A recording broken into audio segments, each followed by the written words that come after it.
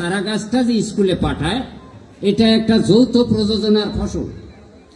যৌথ প্রযোজনা অভিভাবকবৃন্দ এবং শিক্ষকবৃন্দ, এবং তার সাথে আমরা স্ট্রাইকিংভাবে সাপোর্ট দিব যারা অভিভাবক নয় কিন্তু অত্র এলাকার বা অত্র গ্রামের যারা শিক্ষিত সমাজ আছি তাদেরকে উৎসাহ প্রদান করব।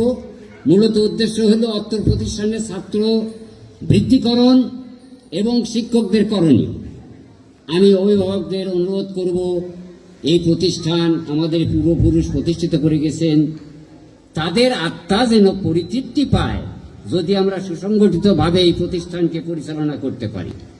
তো এই প্রতিষ্ঠানের পরিচালনা পরিষদ, শিক্ষক মহোদয় এবং অভিভাবকবৃন্দের কাছে আমার বিনীত অনুরোধ, এই যে চারা গাছটি আপনারা স্কুলে পাঠান, এই চারা গাছের যত্ন শুধু অভিভাবকদের বা শিক্ষকদের একার দায়িত্ব নয়, উভয়েরই কিন্তু যৌথ প্রযোজনার এটি ফসল।